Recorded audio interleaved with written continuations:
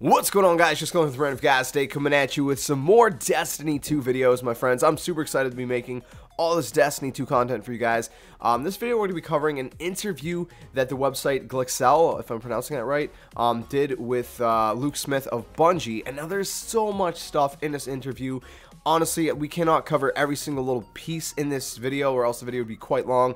But I definitely highly recommend going to check out this interview. The link's going to be in the description below, because everything about this interview is really good. It's kind of a lot of good stuff on Destiny 2.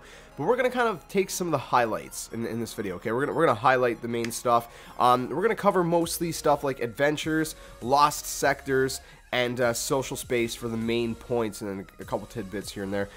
So I'm going to read off a couple quotes from Luke Smith regarding adventures. He said, "In addition to patrols, we've added adventures, which I talked about on stage. I don't think I did them enough justice, though. They're 10 to 15 minute long missions with narrative and dialogue, and they take you to new places, and they do new things, new mechanics.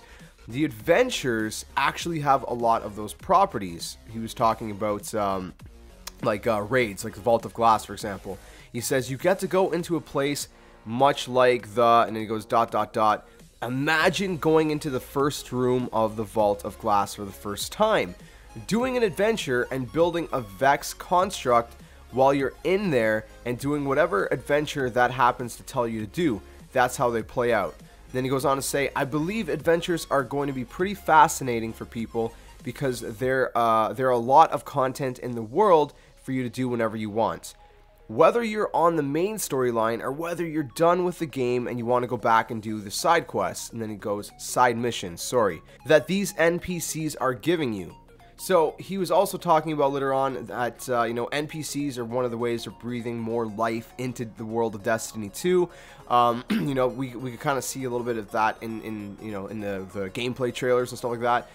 So NPCs, are going to be interactable characters, kind of like you would see in a tower, but a little bit different, because they're going to, kind of give you missions to do, like adventures, stuff like that. They're going to mark stuff on your map for you and stuff like that.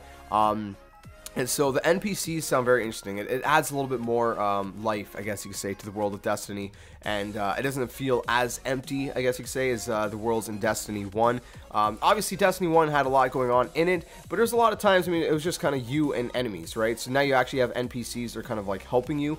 So that's another really cool thing about Destiny 2. Now, as far as lost sectors go, here's a couple quotes that he said regarding that. He says, "Then there's lost sectors, which are like dungeons, where occasionally, as you're wandering around the world, you will see a symbol etched on some wall, and you're close to some kind of entrance.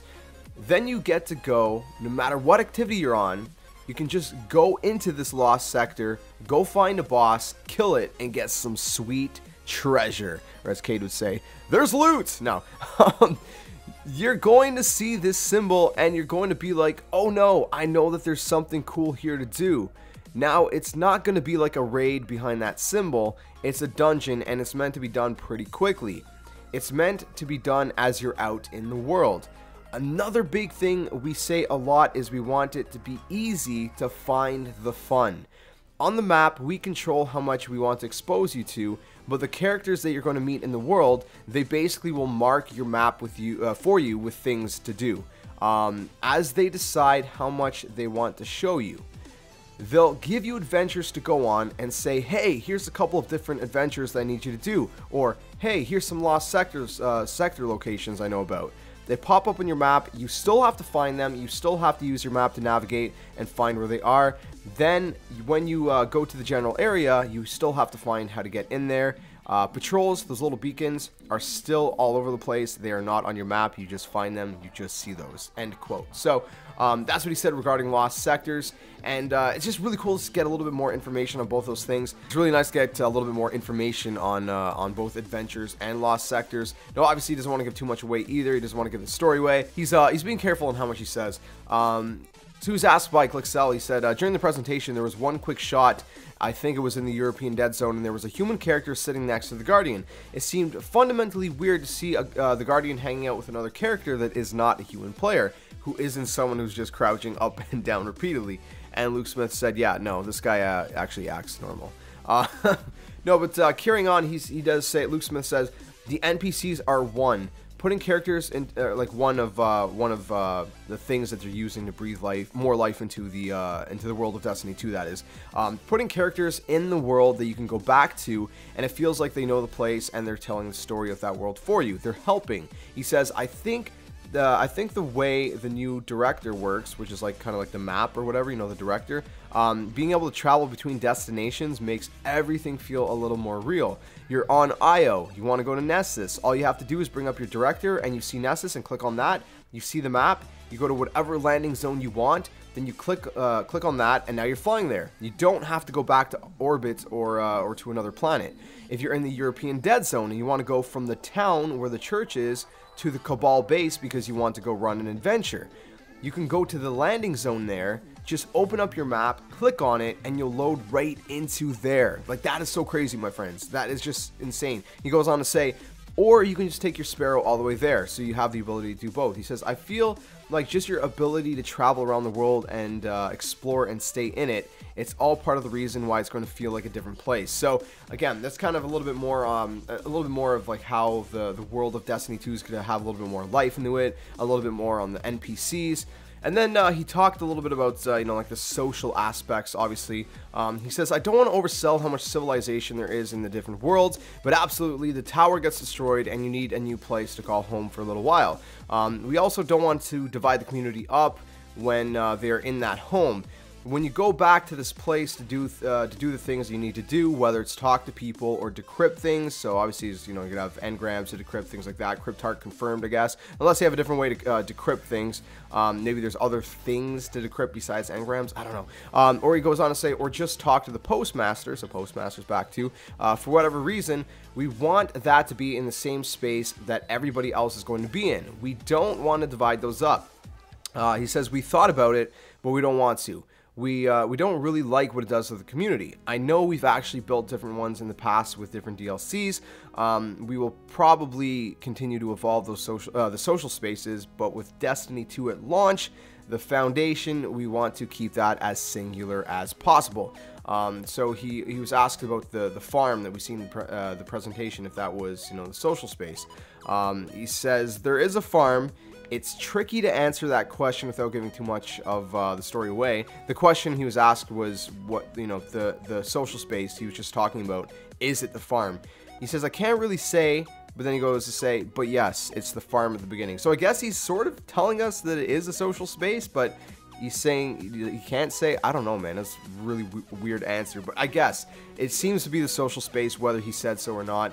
I already called that, you know, a couple videos ago. I mentioned that it seems to be the new social space. He also goes on to say that the most important thing is that Destiny 2 is a good action game. The places that we build make for good action. That's the most important thing. The second most important thing for me, which that's Luke Smith talking, he says, because I'm an artist and I like to design worlds, is what they look like. Are they places that you want to be in and that you want to come back to? So that's obviously a really good thing. He says, then third, and these are all important, the third is, do they make you want to explore them? Do they have plenty of places for you to go?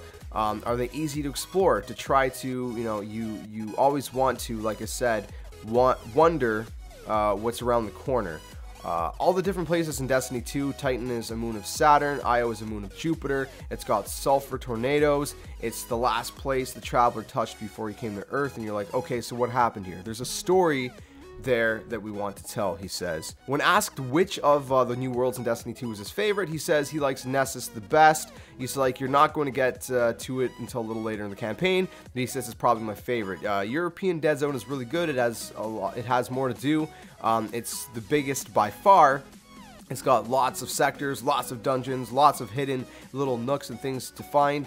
But he says Nessus is going to take you into places a lot more like you were talking about with the Vault of Glass. They're all very different. So that's some of the highlights in the interview, my friends. Let me know what you guys think about all that in the comments section below. So we got a little bit more information regarding adventures, lost sectors, and you know, the social space, if you will, and NPCs, because NPCs are a new big thing that they're, you know, kind of pushing a little bit more in Destiny 2 to breathe a little bit more life into the world. You know, NPCs that can give you adventures to do and mark things on your map and just kind of interact with you. I really like that. I really like that kind of addition. It seems like a small thing, but I think it's going to be a lot bigger of a thing when we actually play the game, and it's gonna really feel like there's more life in the world of Destiny 2. So let me know what you guys think about it in the comments below. Let me know if you guys are excited for Destiny 2. I cannot wait. It comes out September 8th, PS4, Xbox One, and they're going to be announcing at a later date when the PC version is going to come out.